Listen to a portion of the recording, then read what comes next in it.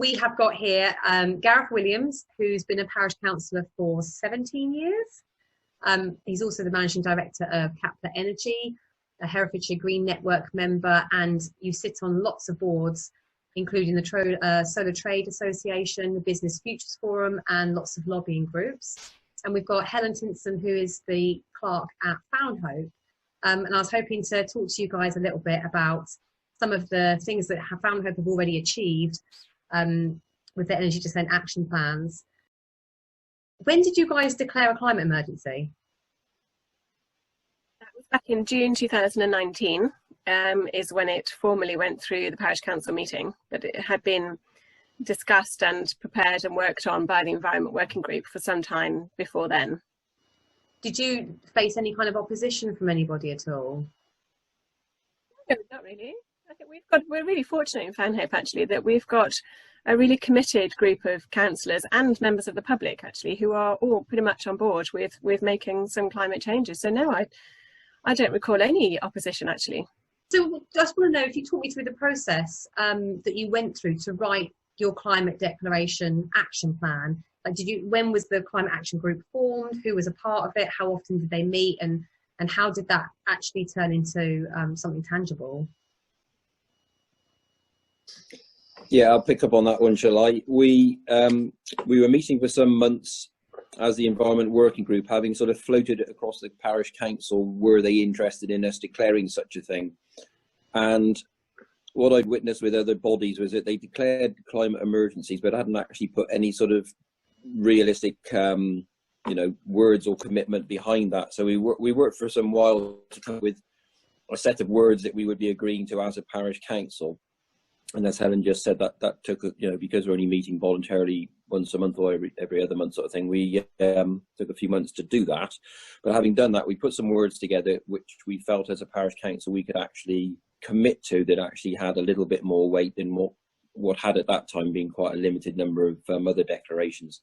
I think now something like 71% of councils across the country have made such declarations, and it's been quite nice. Sometimes some other councils have wanted to use our words because they were found to be quite unusual, and it's great that that's helped other organisations and more parishes rather to save time and be able to make that commitment a bit quicker. Yeah, definitely. And so in terms of communicating these things to your community, to Fownhope, am I right in thinking you do a newsletter that goes out? We don't. The parish council doesn't prepare doesn't prepare a newsletter that's hand delivered. We've got a few ways actually. So there's the Fownhope flag, which is a printed publication, and is run by volunteers within the village, and that's hand delivered. That's produced monthly, except for I think December or January. There's one issue they don't do anyway around Christmas, and then that's hand delivered every month to every resident and business in Fownhope. And the parish council every month put an article in there, and pretty much I can have as many pages as, there's no limit on how much we can put in. So we normally summarise our parish council meetings, and then sometimes we'll put full newsletters in, and sometimes we've done a climate newsletter to try and inform residents. We also do a MailChimp emailed newsletter for anybody who's signed up, and then those are shared on the Fownhope Facebook page, which has over 1,000 followers, I think. And again, that's done by a councillor, but on a different term of volunteering. So, so a councillor runs the social media sites and kind of polices it, if you will, because obviously, it's quite a difficult thing to keep on top of, potentially.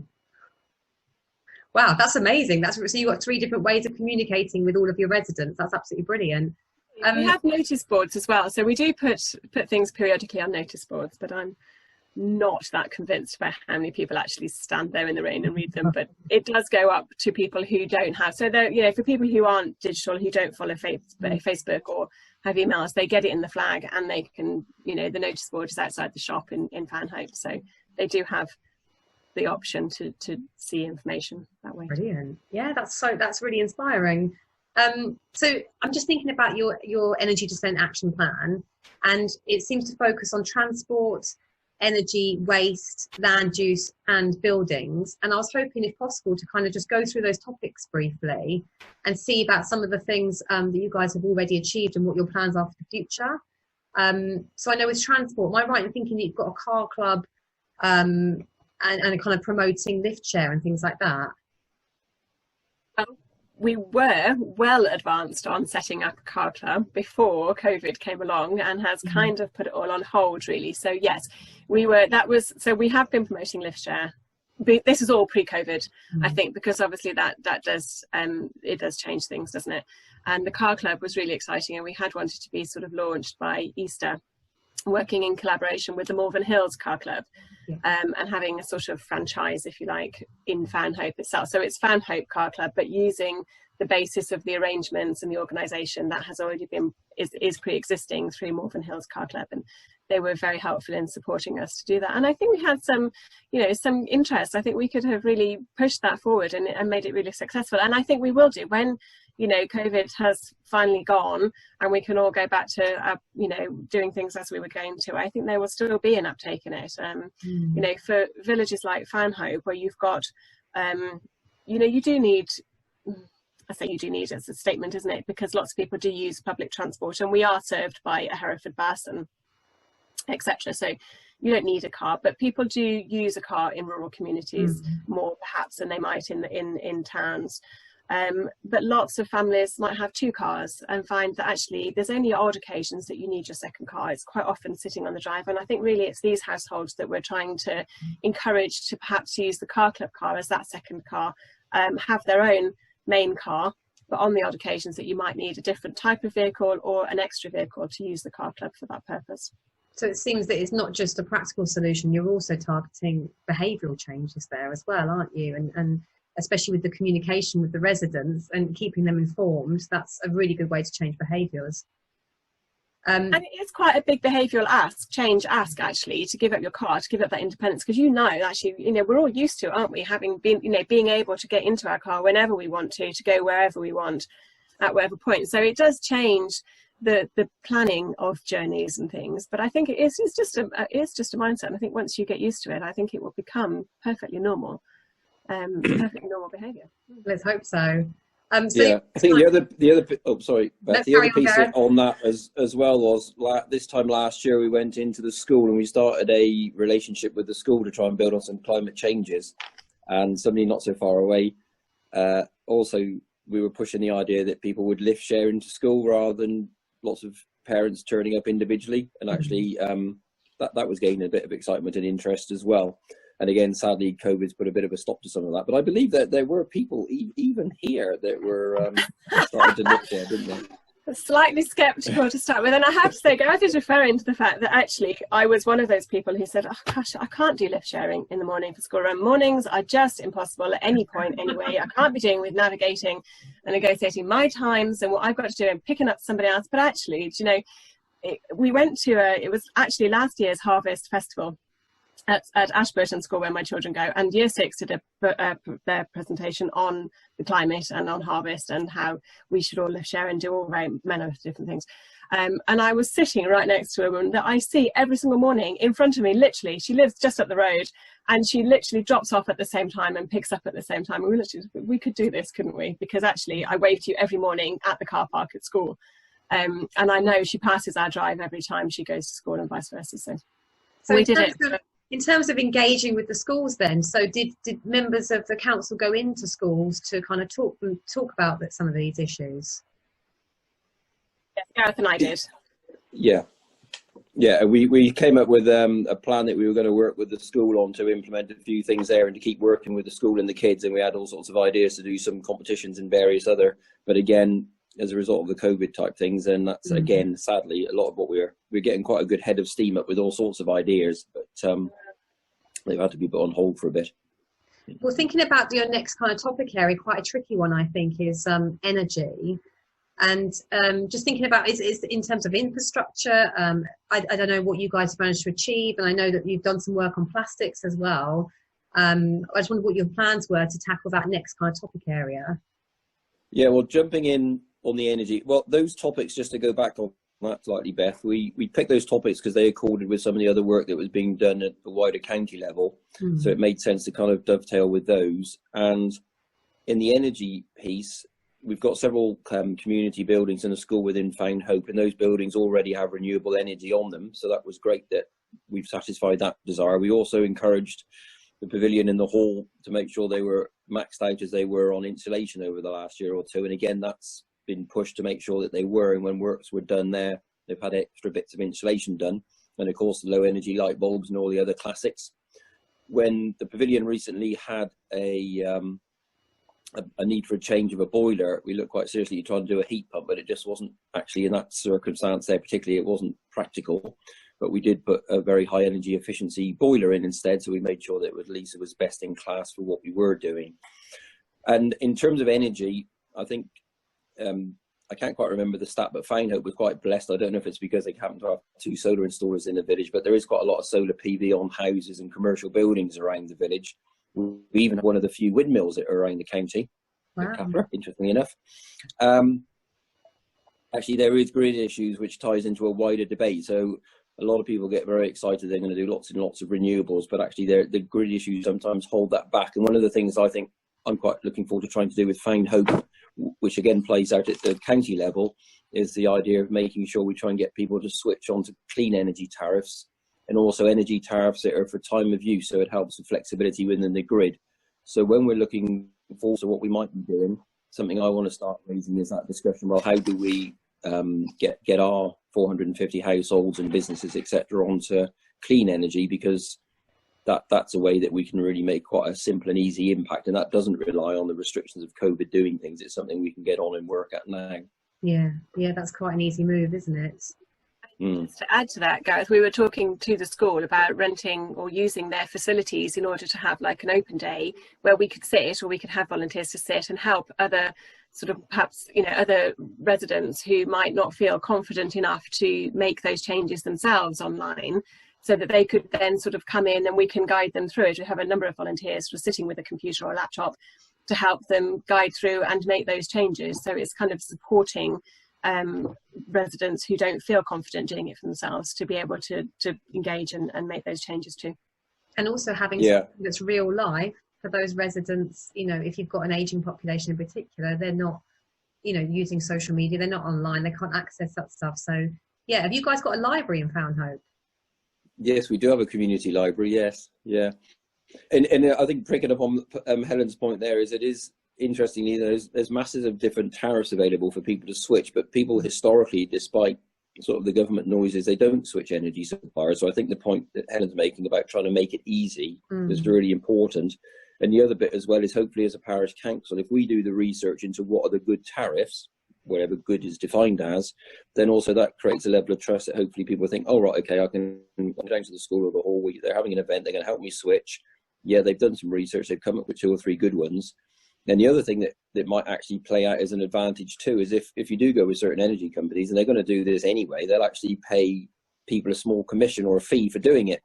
So actually the parish council or the environment group or whatever could raise some funds that could be then used to do other environmental measures too.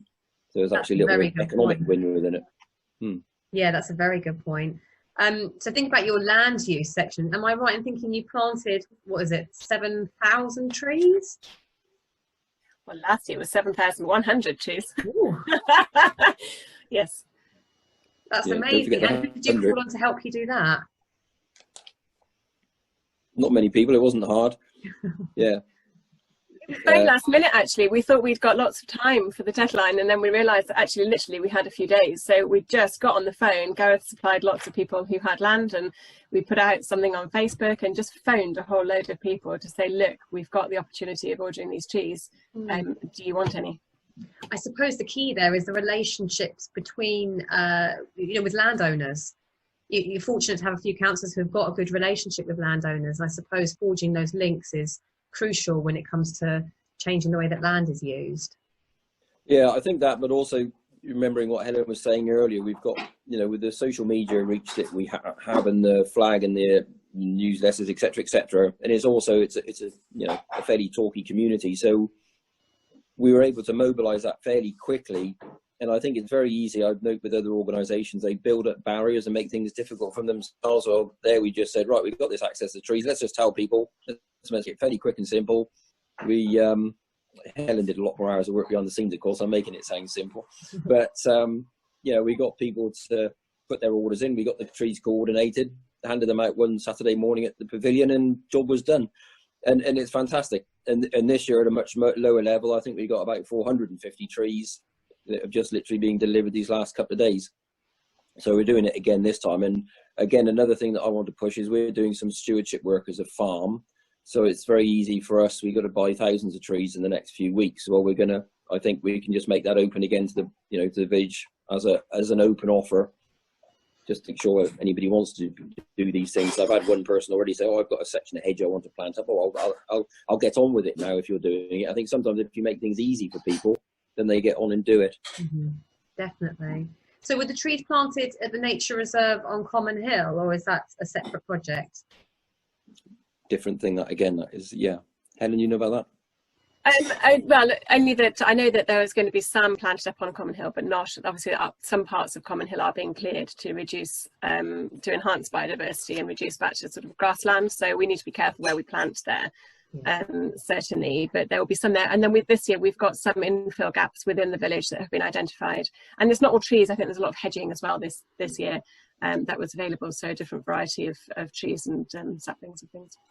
Absolutely brilliant. I think that's a good point raised there, Beth, is that there's a paper that's been done by the Hereford Wildlife Trust, which is about the right tree in the right place. And sometimes it's easy to think, well, you just put a tree anywhere. And actually sometimes, like with that common land example, there's common land, they're actually trying to cultivate rare species of grass, so they don't necessarily want a woodland on top of it. So it is important to give that a bit of thought. Yeah, and the aftercare of trees as well, and how you kind of, maintain them. Can be tricky as well, because I think there's only one tree warden for the whole of Herefordshire, so how do you kind of manage that, but in terms of their future? Just thinking about the last topic then is waste. What's happening with the waste then at Fownhope then? Have you got, I've read here something about some new recycling banks of textiles. So there's a few things actually we started on with waste, and I'm particularly keen on that, particularly food waste and that sort of thing, and recycling and reusing, etc. So there's a few things going on. Some of it's had to be put on hold because of COVID, but some of it happened. So we do have 2 textiles bins actually in Fownhope now where people can recycle. So one is at the school, and funds there go to the school, and then the other is at Faulkner House, in the car park of Faulkner House. And the funds there go to the firefighters charity, and so residents can just drop off their bags of whatever and deposit those to be reused and recycled and sold. So that's the sort of textiles waste. A councillor and I went to the waste management centre in Worcester in January. We did a tour of their recycling plant, and we wrote an article, and we were in the process of arranging a community visit for anybody who was interested. And that was really interesting actually, to understand what happens to waste, what gets put in, what you shouldn't put in, and why. Is that whole understanding of how the recycling system works was really useful and informative. And at that point we discovered a place in Worcestershire that reuses materials mostly for art and schools and things, but you can buy all manner of different recycled or waste materials that you can buy really cheaply for craft, I suppose, mostly for creative folk. That is not me. But it was really interesting. It was really good to see. And then, there's the recycling venue at the train station in Hereford, and they take things like, all manner of things, but crisp packets and all sorts of things that you think are non-recyclable. Actually, they will take and reuse. Is that the TerraCycle scheme? It's not TerraCycle, but it's similar to TerraCycle. And I don't have their information in front of me.